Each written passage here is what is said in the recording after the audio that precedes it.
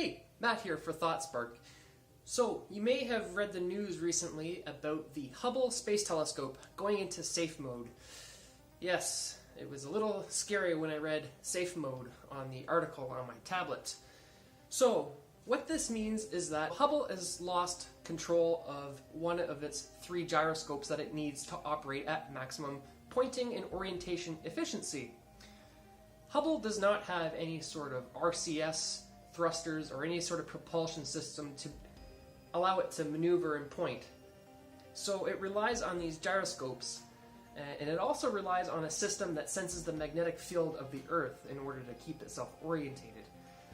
So in this safe mode, it's currently operating on 2 gyroscopes. So NASA has figured that if they turn off or deactivate one of the 2 remaining gyroscopes, so that it can continue science and data gathering on just a 1 gyroscope operating mode right now. So NASA says that it can continue operating that way well into the 2020s. So Hubble's life is not coming to an end quite yet, but it's 28 years old. It's very old for a space telescope. Now, since it hasn't been serviced since 2009, on a space shuttle mission that was sent to replace 6 of its gyroscopes, NASA hasn't been able to give it a reboost like they have in previous servicing missions. So ultimately, it will slowly decay in its orbit and will enter a fiery wreck in Earth's atmosphere.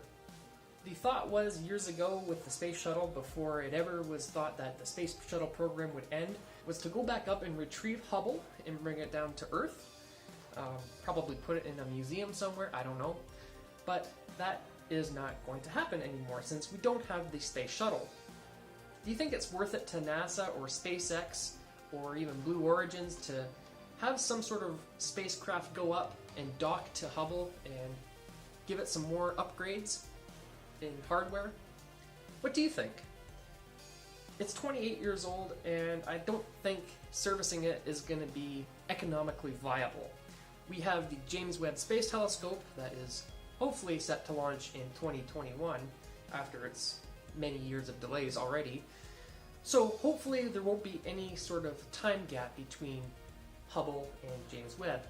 Hopefully the 2 can sort of coincide and do some science together for a little while. So if you enjoyed this video, leave a thumbs up or a thumbs down if you didn't.